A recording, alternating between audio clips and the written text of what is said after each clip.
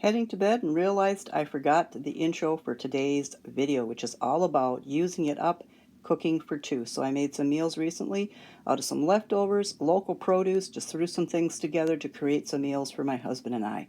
So that is today's video. Until next time, take care, be well, and I will see you again.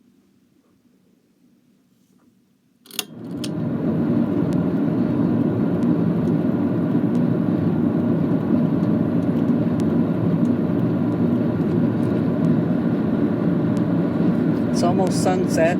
Well, I think the sun is setting now. 6:37, and we have till 7 o'clock to pick up our vegetables. Picking up 5 pounds of carrots, 5 pounds of sweet potatoes, and a butternut squash because I want to learn how to make a really good squash soup. There's the sun. Okay, I picked up a butternut squash, and that was $3. And then 5 pounds of carrots for $9, and 5 pounds of sweet potatoes also for $9. So that's what I got. With the sweet potatoes and that, I've just been baking those and either eating those as a side or mixing them into the ratatouille. And for the carrots, I'm going to start making beef stew. And for the butternut squash, I'm going to make butternut squash soup. So that's what I picked up today at Farmer Laura.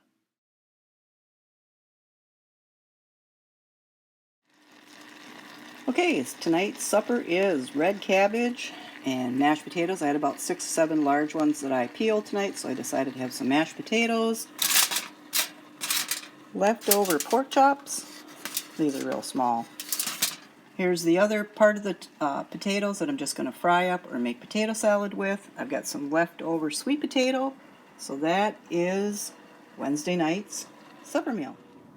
Had some eggs to use up, so we've got some hard-boiled eggs in the refrigerator in case we're hungry. We've got a couple of errands that we've got to run this week, and we're not going to stop in restaurants to eat, so we'll probably just pack a couple of hard-boiled eggs along with us, and we'll be good to go.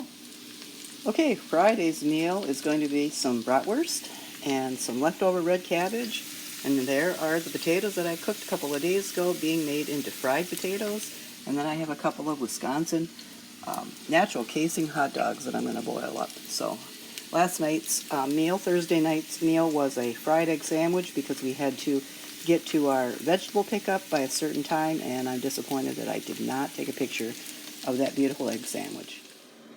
And I've got my lemon sliced. There's a little jar. Here's another little jar.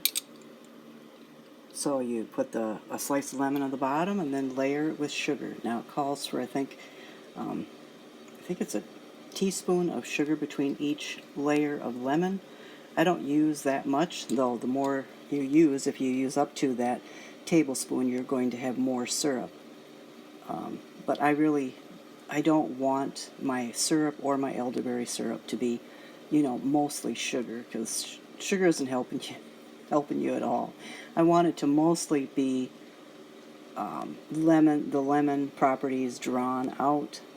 So I usually go with about a half a teaspoon, a quarter teaspoon, a half a teaspoon of sugar between each layer. I add a little bit of water to the jar, and everything works out just fine. And one of them I'm going to try putting in the freezer this time. I've never done that, but if you do put glass in the freezer, always make sure to keep space between the last layer of lemon and the top of the jar where you're going to put the lid on and seal. You want I always make sure there's like a good inch or 2 inches. You just don't want what's inside to expand and then break the glass. And of course, I always put my glass into a plastic bag just in case that happens, and I don't have to dig glass out of all the things that are in my freezer. So I'm going to go ahead and do that, and I'll show you what it looks like.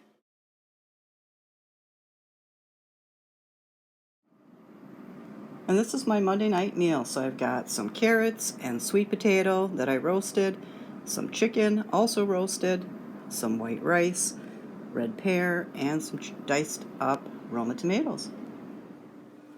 And today I am making peanut butter cookies. So I bought a bigger scoop so I could have a bigger cookie. Peanut butter cookies are my favorite. So I used to go all the way down, well, for various reasons, but I loved going to the Dane County farmer's market, which I am going to be doing soon again, and going to a Wisconsin bakery and getting great big peanut butter cookies early Saturday morning. After wanting them more than I was able to travel to Dane County Farmers Market, I ended up finding a recipe online, which I will have in the description, that I use now, and I absolutely love these cookies. So easy. They just with 1 1/3 cups of flour, 1 egg, half a cup of sugar, half a cup of brown sugar, baking powder, baking soda, vanilla, and salt, and you've got them made. Of course, the peanut butter, 3/4 of a cup. So very easy, takes me little or no time. I double the recipe, and there they are.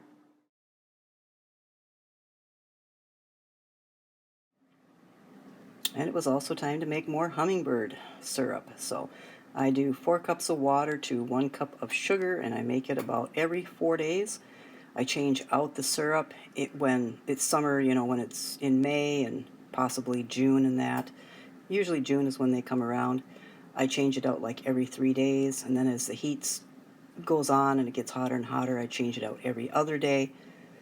Fermenting hummingbird syrup or moldy or bug infested is not good for them. In fact, moldy and fermented actually can harm them or kill them. So every other day I do it all summer long, and then as fall comes, we still have one there. It is getting to be about 38, 40 degrees overnight. We still have one that comes at about 6 o'clock in the morning. We don't know if he's a regular or if it's another one just on his way through. So I intend to feed until after first frost, maybe second frost. I want to make sure there isn't any seniors that are going to stay around for the winter. So still interested in getting a heated hummingbird feeder just in case there are. So that's what I had to do tonight, and now I'm going to cook up some ground beef that I've had out in the refrigerator for a day now.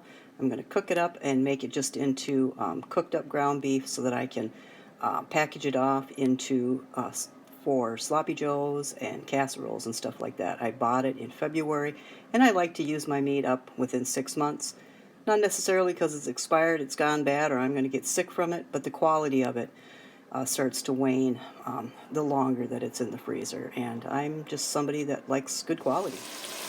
And I'm also cooking up some ground beef so I can package it up and just kind of put an instruction on there that just, add tomato paste and broth and vegetables and noodles. There's casserole, just in case I am unable to cook or don't get home from work in time to be able to put on a meal. My husband will be able to just throw that ground beef in a saucepan, boil up some noodles, put the rest of the ingredients through the ground beef, and he'll have a homemade casserole with leftovers. So I'm just trying to do some easy things that I can go into my 60s with, so I can keep doing like the homemade cooking, the homemade meals and stuff like that. It's just a goal of mine. It's just something that I really and truly want to do. So I'm starting early, so by the time that I retire, everything is in place. So trying to get a little bit of dark brown on the meat. I don't like gray hamburger. This is tasteless, so when you get the darker, I'm not talking about burn, but just a little bit darker, you cook, you know what I mean. Then it gives the ground beef some flavor. So there's enough here for 2 good-sized casseroles for him. I mean, they aren't, in abundance, but 2 good-sized casseroles for him, or he can just have 1 good-sized casserole out of it, because I don't eat casseroles, and then we can use the rest for sloppy joes for him one night. So that was 2 pounds of hamburger, and then I'm going to make little meatballs from the other pound, and they're just going to be teeny little meatballs, and we can throw those in soup. That's something he's always done. So throw these little meatballs in soup to give it some protein, or just use them when I make spaghetti meatballs. Okay, my butternut squash is ready to go. All I basically did was peel it, cut it up, take all of the seeds out, and then it always has like these little, I don't know what they are, but some strings and stuff like that out. So everything that goes into the mixer and that will be everything that you're actually eating, not a bunch of strings. Meat will go in at the same time. Potatoes will go on the burner and start boiling away. On a gentle boil, you don't want to overboil the potatoes you're going to fry. And then we've got some carrots that we need to peel and an apple that we need to peel, and that is Saturday night prep for Sunday, Monday, and Tuesday meals. Okay, this is the butternut squash out of the oven, nice and tender. I'm going to cool it down just a little bit, and then we're going to blend it up with some other ingredients. The chicken is also out, and I'll show you as I process that and package that up for future soups, salads, and wraps. For those that need to hear it, and this is especially for my coworkers that think that I work around the clock and also put homemade meals on the table for my supper, I do work a lot, but putting the homemade food, homemade meals on the table for my supper, for my husband's supper or my supper every night does not take a lot of time. It just takes prioritizing that this is what we're going to eat versus I'm going to go to the trouble of ordering takeout, or I'm going to go to the trouble of having somebody deliver my food, so I have to go through a menu, or whatever the case may be. And then at the end of the month, when we look at what we've spent on food for homemade meals versus what a person would spend for frozen meals or takeout meals or drive-through meals or whatever, I mean, it's just the difference between day and night as far as expenses. It's just so inexpensive to just take a little time and make your own. So I would much rather do this. It's much healthier than for me to buy a can of yams or a can of sweet potatoes that have other ingredients in them. I just want the sweet potato. I just want the yam. So I want the butternut squash soup, not all the different preservatives that some company is going to put in it, in the bag or the box or the can for me. So I just buy the produce, and I take the time to cut up or peel the produce, and I put it in the oven. I'll let the oven do the work. What it's going to take for me to blend these down and add a couple of ingredients is probably another 20 minutes. So as long as I have the time to let the oven cook it for 30, 35, 45 minutes, no big deal. It takes that long to sit and look through a menu and decide what you're going to eat and decide what the rest of the family members are going to eat, or to wait till somebody delivers it to you and then you have to add a tip on. This butternut squash cost me $1, $2, $1.50, and 35 minutes of baking time, and it's going to take me maybe 15 minutes to turn it into a soup, and I get butternut squash versus $20, $30, $40 for takeout that includes fees and gas and tips and whatnot. And then I've got to eat preserved food or food that has all kinds of additives in it or somebody else's cooked. So for those coworkers that think that I'm going into overdrive trying to make homemade meals and this is so much work and why do it, why just not do the other things? I don't do the other things because they take more time and they cost more money.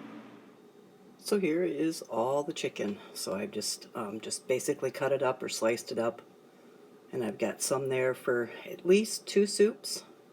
So when I make 2 pots of soup, it usually is, and because it has onion and celery in it and garlic, I have to skip the homemade chicken noodle soup. I am working on 2 other soups that I can make that I can also eat as well. So for right now, I just eat broth. So I have a separate pot of just broth made with from the bones and carrots and stuff like that, salt and pepper and seasonings. And then I have a pot that I've made with celery and carrots and onion and garlic, and that's what I add the vegetables and the noodles and the chicken to make homemade soup for my husband. And then I have 2 like ball jars full of my own broth that I drink a little cup of that every day for as long as it lasts. Usually it lasts about 10 days. So I've got at least 2 pots of soup for my husband, and generally 2 pots of soup means 3 big bowls, so 6 big bowls of soup, at least a night of wraps where we also have avocados and tomatoes and lettuce and cheese, and at least 2 big salads. So that's pretty good. I did look up the price for the chicken, and it was $2.29 a pound, so I think I did pretty good on that.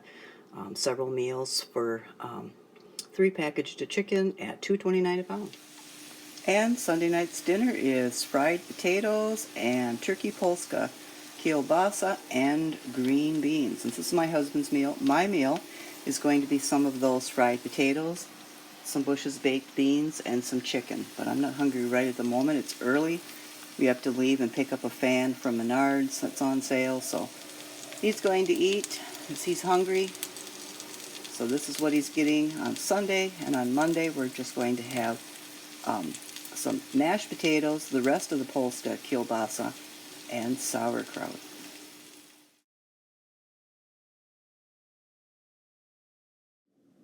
And last week's meal prep included prepping some meatballs for this week's spaghetti and meatballs. So my husband will be real happy to see these on his plate tonight. So tomatoes, and zucchini, and carrots. So my meal prep is going. And I prepped some bananas for smoothies. We usually have those Friday afternoon, early Saturday morning, so I've got those prepped for the weekend, and like I said, I've got at least 4 meals prepped out of this. All I have to do is thaw out some chicken and some Polska kielbasa sausage. We usually break that down into 4 chunks, so I just have to thaw one of those, and that's 4 meals plus some smoothies for Friday and Saturday. Okay, I'm taking about 40 minutes to meal prep some ratatouille. So I bought 4 zucchini, so I've got those in there, and 1 summer squash, and then 6 Roma tomatoes. I've cooked those down. Usually the skins come off, and then all you have really is the meat of the tomato, the inside of it, and then tomato juice starts to come out of it, and then I take that and put it in that. And then I'm ready to put it in a container and refrigerate, and in the next 2 days I'll make some ratatouille and rice with some leftover chicken, and that'll be a meal. There'll be zucchini left over, so then I'll take zucchini and whatever carrots are left over, and we'll probably get some Polska kielbasa out, and we'll either do noodles or rice with that. And so just out of a few carrots, probably only be about 6 to 8 carrots, and these tomatoes to use up, and these zucchinis to use up. We'll have ratatouille for a couple of days, and then we'll have Polska kielbasa and leftovers for a couple of more days. So the zucchini cost maybe $3. The Roma tomatoes cost me $2.12, and the carrots, I think they were $2 or $3. We'll get 4 meals, 4 adult-sized meals. So it does pay to meal prep in our household. It saves us money, and it keeps us out of the restaurants.